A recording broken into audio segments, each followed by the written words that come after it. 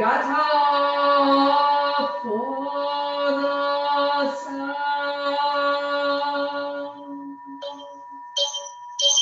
of the bell.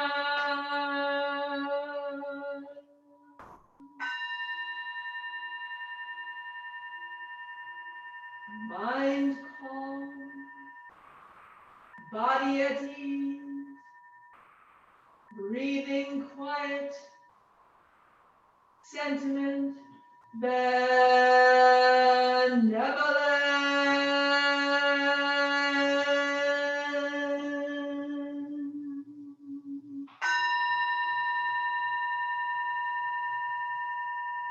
Dharma friends, sitting still in vital silence,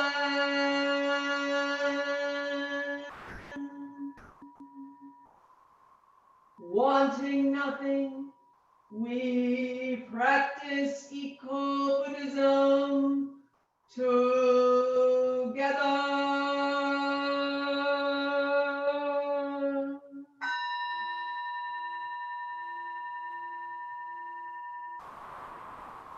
The sound of the temple bell booms for all to cease from conflict.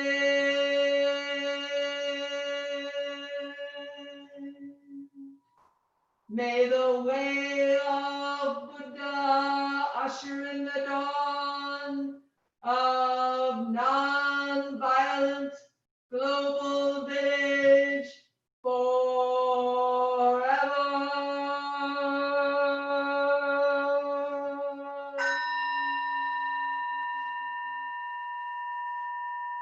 Here is the after sound of the bell.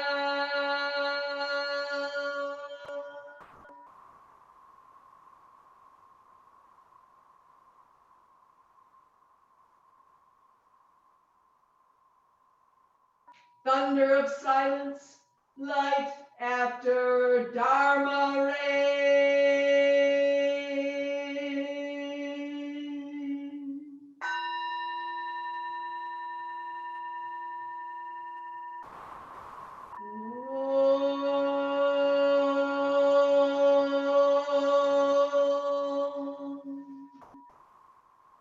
Amoga.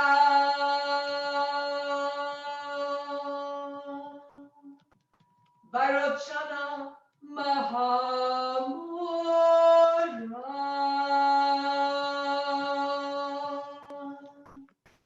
Mani Padme Jvala Pravartaya.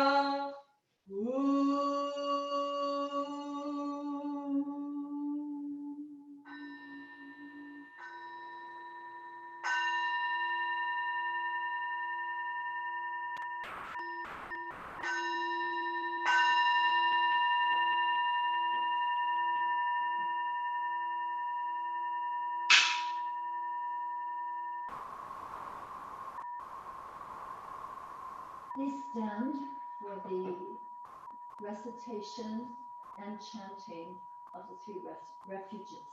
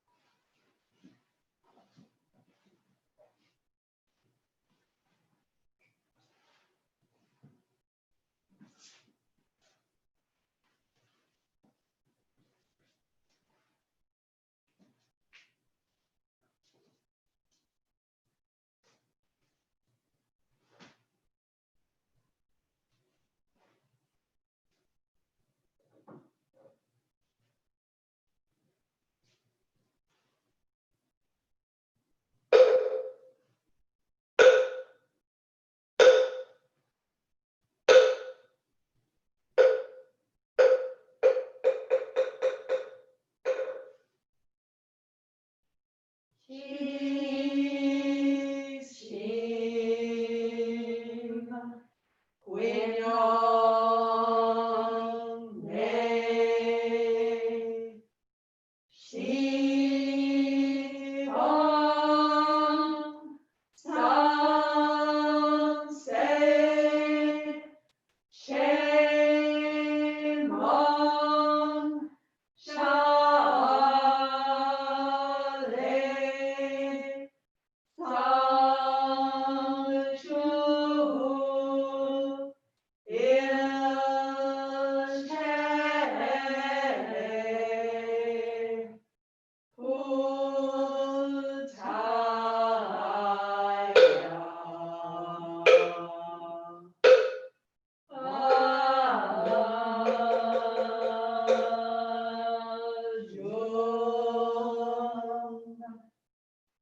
Shisim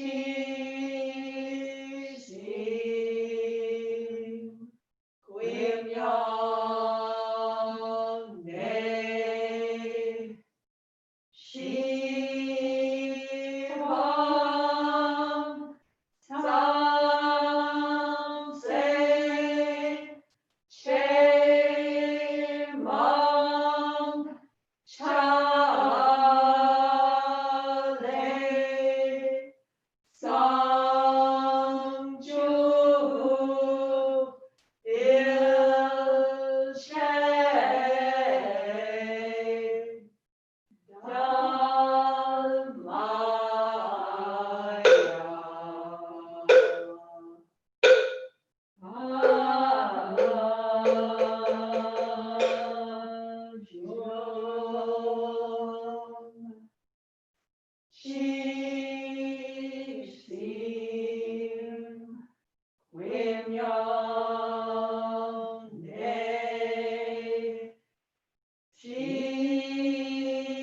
Shibam Samse Shema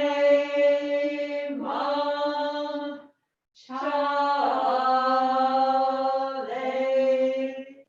Samju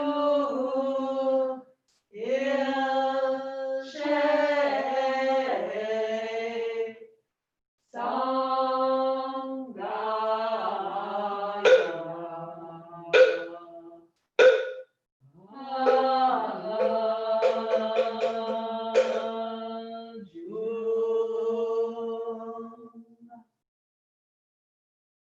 Please be seated now for a shorter period of meditation, about 5 minutes. Please go ahead.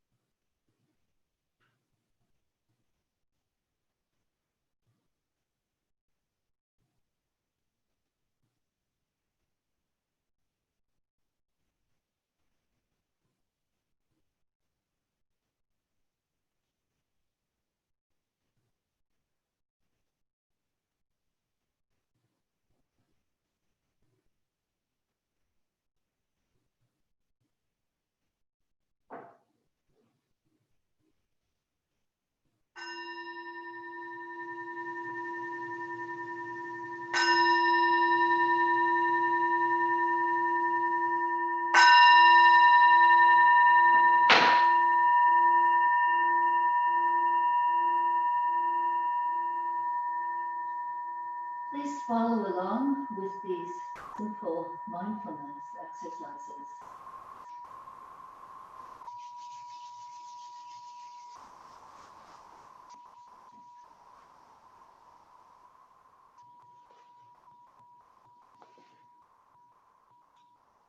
Aware of the body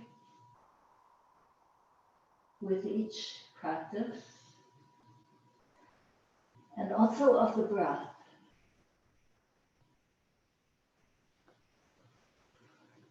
Consciously inhaling and consciously exhaling.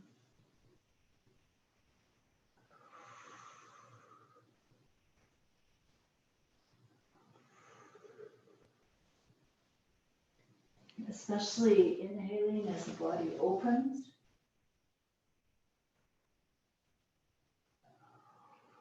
And gently pursing the lips and exhaling as the body closes.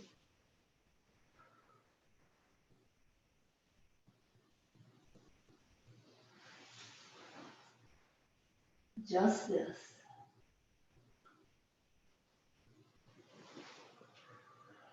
Just here.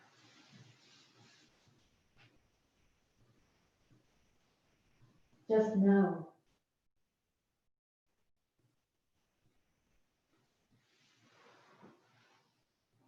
Going slow.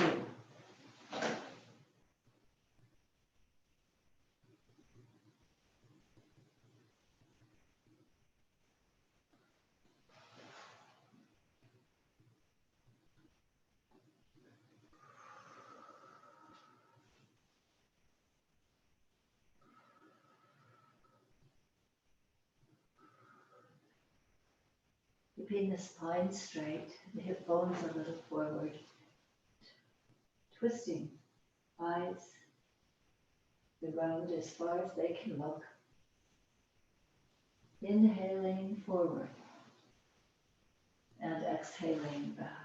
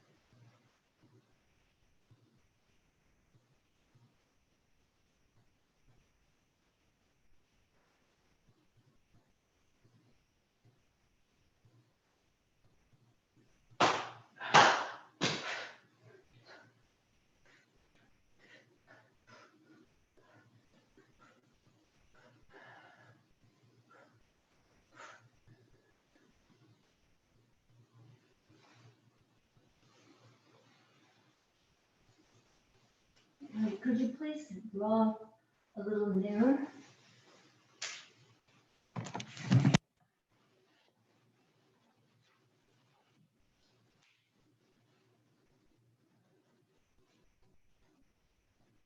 Well, a very good fresh morning to every one of you in the 10 directions.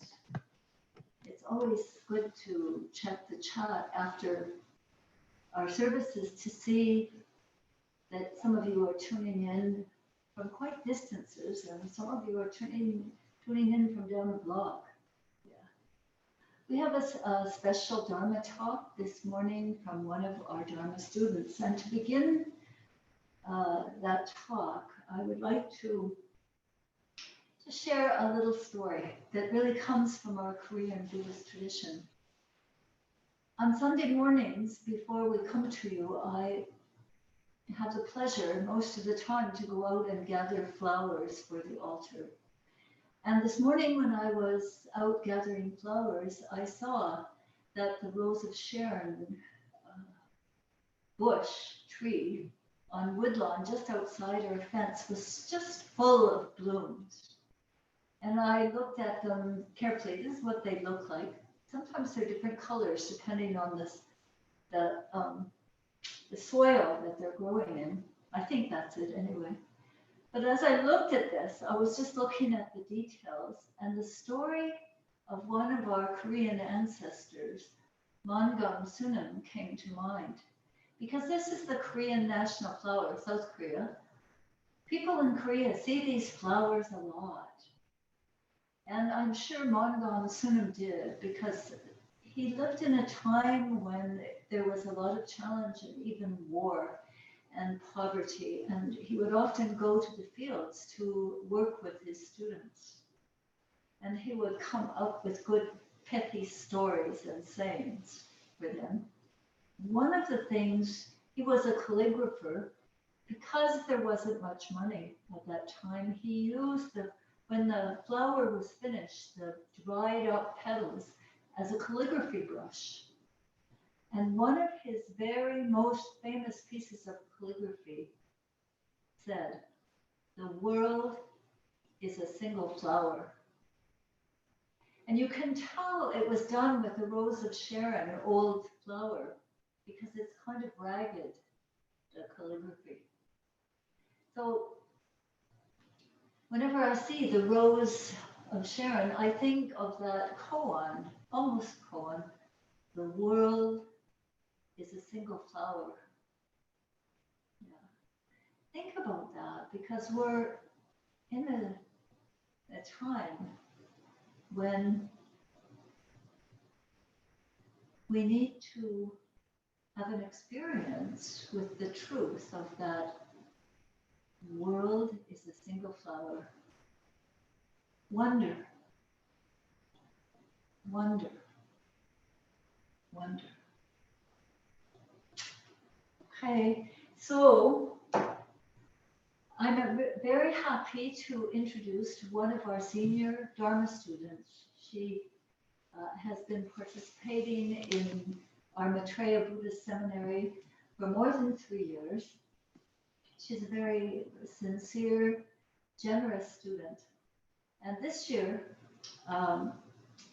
in particular, in this past year that we have moved into the Sangha house, she took up a special hand practice that comes from our Korean Buddhist tradition. And it's called the making of Bojagi. So if you have looked up and see, you can see the little curtains behind the altar. And they are full of patches, which this student really spent hours and hours making so that they could grace this little meditation room. So I'd like to introduce her to you. Her name is Jagwa Kelly Davenport. And I think our technicians are going to switch you over to her, because although she's close to the temple, she has to remain safe with her husband down the street and around the corner. Good morning, everyone. Thank you, Haju, for that introduction. Please let me know if you can't hear or see me, but I will assume everything is okay otherwise. And Haju, I'll have to show you, I'm making a quilt, a 9-patch quilt top out of some of my fabric scraps. So that's my new handwork project these days. It's sort of a curious moment in our human history that we're spending so much time talking into a camera. So I'm just going to imagine for a moment all of your faces in the Buddha Hall. Maybe you can imagine all of our faces together too. And I won't be able to see you raise your hand, but I'd like you to raise your hand if you've been cooking a lot lately. And raise your hand if you've been doing a lot of dishes lately, a whole lot of dishes. And raise your hand if you've been thinking about grandmothers at all in this time of especially sort of concerted housework. And I know I myself have been thinking about grandmothers. I was listening to a podcast the other day on the Upaya Zen Center website, and there was a quote from Dogen that said, he would always teach his young novices that no matter how enlightened they became, if they could not develop grandmother mind, the mind of great compassion, then they would not succeed in reaching full enlightenment. So I've been thinking about grandmothers because I've been at home a lot, like probably many of you, since mid-March. And I've been thinking a lot about my great grandmother. Her name was Mary Magelli, and she died 3 years before I was born. The Magelli women live a long time. She was an Italian immigrant, and she was born in 1895. And she raised 12 children, 3 who died in childhood. She baked a lot of bread. I've seen her recipe for her famous white Italian bread, and the minimum yield is 3 loaves. And I'm told that she mixed it up in a giant tub in their little house. So she cooked a lot. And I find it sort of serendipitous that when I'm working on a Dharma talk, all these little details, sort of like that patchwork, come to me that seem to fit in. And so on Friday, I was really surprised out of the blue to receive an email from one of my cousins on the Italian side of the family. They're working on a family cookbook. And she had a few reminiscences about Grandma Magelli, just sort of out of the blue. So there's were a few new details that I hadn't heard about her. She always wore an apron over her dress, and she would pin the bib of the apron with 2 tiny safety pins to keep it on properly. If some of her boy children were wrestling and being rowdy and she was trying to take a nap, she would take off her house shoe and toss it at them. And she always had Christmas presents for each of the many grandchildren, and she liked to give them new pajamas for Christmas. So I've been thinking about Grandma Magelli a lot because I've been at home a lot, and I've been trying to use up every scrap of food so that I don't waste anything. And I've been getting annoyed about unloading the dishwasher for the umpteenth time. And I've been thinking about her working in the kitchen and raising those 12 children. And so today I just wanted to talk a little bit about the notion of ancestors, our Dharma ancestors, our blood ancestors, and to ask the question, why is it important to see ourselves as part of a lineage? Maybe to put it plainly, what do we owe to each other across time and space? And so I have a few stories from our Korean Buddhist ancestors that I'd like to share with you, and Haju has previewed a little bit about one of them. And then I want to talk a little bit about some of those questions of lineage. So as Haju mentioned, this spring I've been reading a book called The Makers of Modern Korean Buddhism. Looks like this, edited by Jin Y. Park. And sort of right away, I felt like a person who had been invited to a family reunion, except it was not my blood family, it was my Dharma family. I had, really heard many of the stories of these folks woven in through Dharma talks over the last several years that I've been coming to the temple. But I didn't know a lot about them as individuals. And so I wanted to talk a little bit about 3 of those Korean Dharma ancestors.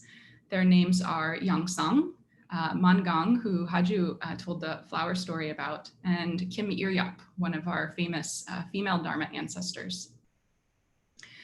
They were almost contemporaries of the same time period as my great-grandmother, the early to mid 20th century.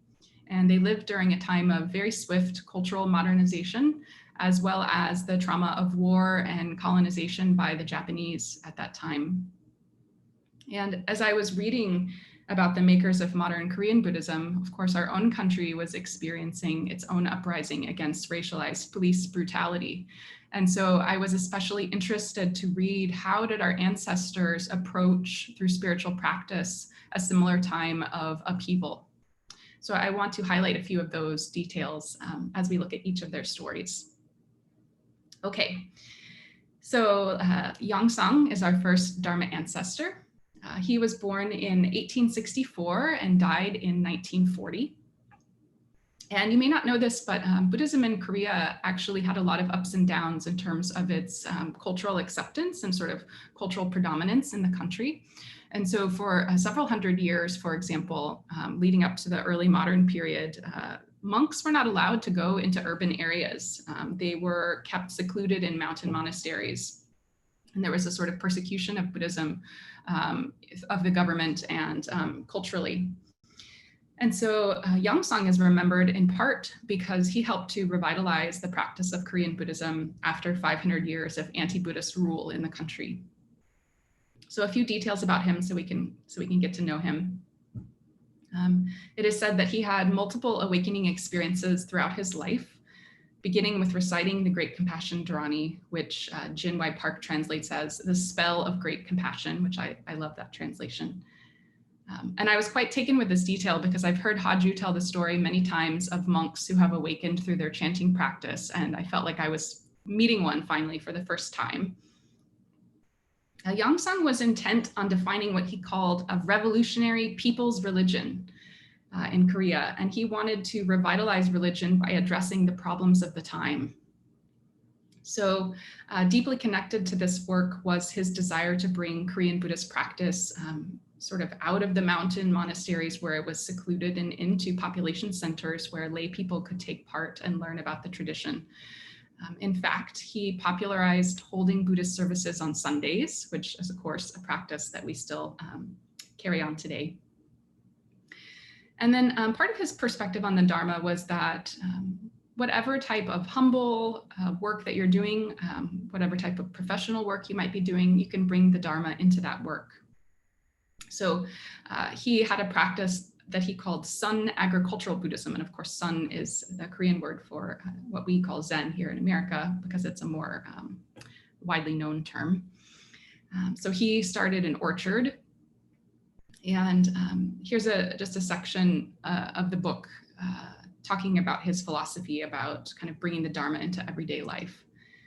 For Yongsang, the non-duality of ultimate and conventional levels of truth demands that practitioners be actively engaged in worldly affairs, constructing buildings, managing businesses, writing, translating scriptures. Religion, Yongsang believed, must lead one to authentic existence. And authentic existence is possible by being authentically engaged in the activities of the world. So Yongsang was also a political activist, and he was imprisoned for 3 years during what is known as the March 1st uprising against Japanese colonialism. And during that time in prison, he realized that to continue to bring Korean Buddhism to lay people, he needed to translate from the classical Chinese Buddhist scriptures into the Korean language. And so that is what he spent most of his time in prison doing. Perhaps most poignant for me reading about him, there's a letter included in the book that he wrote to a fellow Zen master sort of later in his life. And as I read this letter, I felt like it could have been written in the last few months. He talks about his financial hardships. He talks about feeling isolated from his fellow practitioners, and just feeling that it's a time of great challenge and he's not sure how the Dharma is going to prevail. And yet despite this, he went on for 10 more years to produce an enormous amount of translated work and his own original written work before his death. And so I was thinking, about this resilience that he displayed, even perhaps if his letter expressed that he had some doubts. And a few years ago, Sanha Sunam, the priest in our sister temple in Toronto, told me, "Our Dharma lives are long if we are lucky." And I think that quote really sort of encapsulates Yongsang's experience of just persevering, allowing the Dharma life to be long through its ups and downs. Okay, so that's a little bit about that Dharma ancestor. I also wanted to talk with you about Mangang, the teacher that Haju mentioned in the beginning, who wrote that calligraphy. He was a contemporary of Yangzang's. He lived from 1872 to 1946. And sort of his driving force was to figure out how to balance monastic practice, again, with social engagement. So he's remembered for revitalizing traditional Buddhist training centers and also for preserving the particular sort of Koreanness of the Buddhist practice at that time, especially as Japanese colonialism was present and Japanese Buddhists were present in the country and were sort of propagating their own particular traditions. So a few details about Mangang. From very early on, he was a great supporter of female students and disciples. He really took to heart the Buddhist teaching that women are also Buddhas. And so he is really credited with supporting Buddhist nuns at practice centers in Korea and creating a place for them in the tradition in the modern era. His female student, Bopi, was the first nun in Korea to receive Dharma transmission. It's kind of cool detail. And then he is remembered for confronting in 1937 some of the Japanese leaders who were occupying the country. He was called to a meeting with the Japanese governor and was being pressured to subsume Korean Buddhist practices under Japanese traditions. And so there's a quote for his sort of confrontation in this dramatic meeting with the governor. So I'll read it to you. He gave a deafening Zen shout, "Cats!" Then he said, "The universe of the ultimate truth was originally clear and empty. Where did the mountains, rivers, and earth come from?" Mangang continued to speak to the shocked governor and the Japanese abbots. "For what reason should Korean Buddhism follow Japanese Buddhism? Any person who forces the monks to break their precepts will go straight to hell." To many observers, this was the turning point for self-renewal of Korean Buddhism, and a unified Chogye order was formed in 1941 that continues today as one of the largest Buddhist sects in Korea. And there's a little kind of footnote later on in the book that says, "The oral tradition suggests that Zen monks were part of an informal network of dissenters and subversives," which I love that. What was maybe most poignant for me reading about him is that Mangang actually, while he is greatly remembered through his students, it is said that he did not produce any lengthy written works of his own. And so sort of this detailed record of his legacy really shows the impact that he had sort of on all of his students and on the society, because he wasn't writing about what he did himself. This was, his own actions were transmitting this wisdom and knowledge throughout other people. And so here's a little detail from his disciple, Kim Iryap, who I'll tell you about here in a moment. Master Mangang was not overly bound up in the formalities of Buddhist teaching.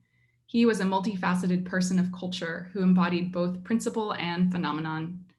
He was also a great artist who could make each scene of daily life into a live tragedy or comedy. Moreover, he made any situation in which he found himself into a stage playing all the roles himself. He could play a man, a woman, a boy, or an old man. He could cry, laugh, sing, or dance. This was his way of Buddhifying life. So I wanted to say a little bit more about his female disciple, Kim Iryap, who I mentioned. She is kind of a controversial figure in early modern Korean society. She started out her public life as a laywoman and wrote openly of her experience of having love affairs, and then eventually becoming a nun, even as she advocated for the feminist liberation of Korean women, what she called the New Woman movement. And she died just in 1971, so almost exactly contemporary of my great-grandmother. 1896 was her birth date. And throughout her life and her Dharma practice, she wrestled with this question of, what does Buddhism offer women seeking liberation both spiritually and in society. So similar to the previous two ancestors that we heard about, she was really interested in keeping Buddhism fresh and relevant to the modern time. She leaves behind many writings. Some of them are available through the university library. And so I encourage you to check out some of her essays. She's a great writer. And so here is an excerpt of how she conceptualized Buddhahood that felt really fresh and modern to me. I wanted to share it with you. She writes, "The Buddha is a single representative of this and that, yesterday and today, and you and me. In other words, it is the unified I. The Buddha then is another name for I. The universe is the original body of this I. Hence, 10,000 things are all myself." Okay, so a few stories of our Dharma ancestors, and I can hear Haju's voice saying, what a bunch of spunky characters, right? And as I was reading about them and reading this book in general, I admit I was especially hungry for details of their difficulties in life. How did they persevere through difficult circumstances? How did their practice inform how they responded to difficult circumstances? And so perhaps, this desire for healing and learning from the past is one of the ways that studying our lineage, both our personal lineage and our Dharma lineage, can be healing. This reminder of the web of life, and a reminder of, if we're lucky, like Sanha Sunam said, our Dharma lives will be long, and there'll be a lot of material to work with. But I also think that it's not just about looking for comfort from the past, although that was certainly one of my motivations in highlighting some of these stories. I find them really inspiring. But I think it's also about mutual responsibility. What do we owe to each other? Even if we've never met some of these folks, we really already have their stories and their practices living in our Sangha today and in each of us. So returning to that question of why is it important to see ourselves as part of a lineage, or how might we act in accordance with our place in a lineage if we take that frame of reference? Surely one reason, of course, to preserve important traditions, learn where they come from. And I also think that there's a humility aspect of asking that question. Certainly, I find myself humbled at this moment in human history. Maybe this is not the situation that we signed up for when we took our Bodhisattva vows. It's like, oh, so it's not just about meditation, maybe feeling a little bit more relaxed and being nice to people. There's a lot more going on. Certainly the times that we're living in are not easy. I think the encouragement from these Dharma ancestors would be to see these times as especially ripe for practice and for our own development as people who can show up and be willing to help and do what is needed. So I guess maybe that's the mutual responsibility aspect. Embodying the Dharma, even if we don't expect to see some of the fruits of those labors. I think about Yongsang planting the orchard, and of course it takes many years to yield apples and have a mature orchard. And then if we're lucky, human history will continue to be long, and there'll be time for those things to come to fruition. So I would just like to end with a little bit of inspiration from Congressman and civil rights activist John Lewis, who passed away over the last week. And it's been rattling around in my head since I was reading all the articles about him at his passing. And those of you who have studied the sutras will know sort of the musicality of the sutras and the way that they repeat words so that we can remember them. And I find that this quote has that aspect of a sutra to it. And so I wanted to put it into your heads too. He would repeat, "We must find a way to make a way out of no way. We must find a way to make a way out of no way." And so I would say if we are lucky and our Dharma lives are long, that is our mission.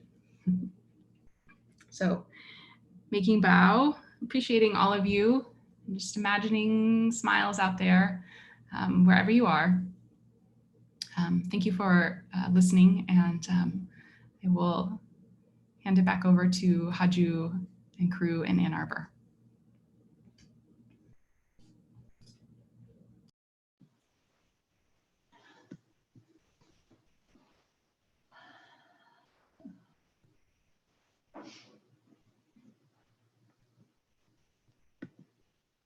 Jagwa, thank you so much. I sat right in front of the camera over in the other part of the room, watching and listening, and tears come down my cheeks. I wish I could remember that last quote, something like, "Find a way where there is no way, and have enough time to keep at it." Amen. Yeah. Thank you so much, Jagwa. And would you please start preparing, your next talk, because we would like you to be in the lineup for offering talks to our Sangha in the 10 directions. So at this point, let's do the 4 great vows, and then we'll have some announcements. I think that's it. Yeah. So. All beings, one body, I vow to liberate. Blind passions, one root, I vow to terminate. Dharma gates, one mind, I vow to penetrate. The great way of Buddha, I vow to realize. So are you doing an announcement of Hayun? Yeah. So here's Hayun, and then I have a couple of announcements too. Okie dokie. Good morning, everyone. I'm actually smiling, but you can't tell. I used to sit in the bleacher seats with no mask, and now somebody's decided to move me up here, and I have to wear a mask, which is okay. So announcements today. I hope it's a nice day where you are. It's nice and hot here in Ann Arbor. And the big announcement is Peace Camp is coming up. We're going to be going live on Peace Camp starting this coming Friday, then going through Saturday, Sunday, and Monday. And it is going to be just a wonderful time. And the really good thing about Peace Camp this year is that there are no mosquitoes.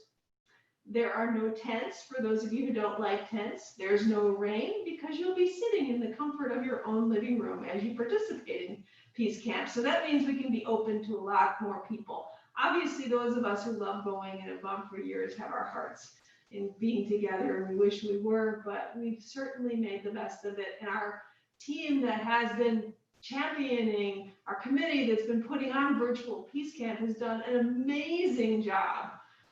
We have just a couple highlights for you. We have our storytelling with Sandong, which is just a wonderful Buddhist storytelling that is happening. There's going to be a coffee circle with Haju Sunim, where we actually have interactive conversation. There's going to be a lantern dedication, and actually there's going to be a little recording about how to make a lantern, and whether you want to put your lantern in a little pond, a lake, or even your bathtub or sink, you can do that. But the point is that we want everyone to participate and really have a wonderful time and come away nourished. So to find more information and to register, you should go to BuddhistPeaceCamp.com. That is our website for Peace Camp, and you can register there. It's important to register because there are going to be some recorded pieces that are available to everyone, but then there's going to be parts of it that are live streamed that we want to know the number of attendees we have. So we have to do that. ask you to join. So we really want you to register. I think you'll find it really nourishing. And the other thing that I just want to mention is that we do have some practices that we've been opening up for the temple. First of all, we have each weekday, each morning, except for Wednesdays and Saturdays, we are in Burns Park, and we ask you to join us at 6:15. It's just so lovely having the sun rise and seeing the light come over the big clovered field and being there together, reading a little scripture, saying the three refuges. So please feel free to grab a blanket or yoga mat and head on over and join us. We'd love to see you. We also are starting some work practice. We had an amazing team of people here yesterday preparing our new pathway, which is going to be bluestone. No longer will we have the plywood. We will have bluestones actually, but we had a group of people really digging hard in the big heat that we had yesterday. And it's just looking gorgeous. So if you'd like to participate in work practice, it's every Saturday morning from 9 until noon. And you can register just by calling the temple or visiting or emailing us and letting us know you'd like to come. And finally, my last thing is Wednesday evening sitting. We don't have our big long sitting we used to do, but we do have one really beautiful sitting where we're actually outside among the plants and the pond and the birds, and it's just a beautiful sitting. The chickens are there, and then we chant the three refuges and do a little work. So please join us in that. And then finally, I want to just thank you all for continuing to support the temple financially. It means the world to us as we go through these difficult times, that we're able to meet expenses and take care of the bills that we have to take care of here at the temple. And your support is just so touching and meaningful. Thank you very much. So I'm going to pass it over to Haji Sunam for her announcements.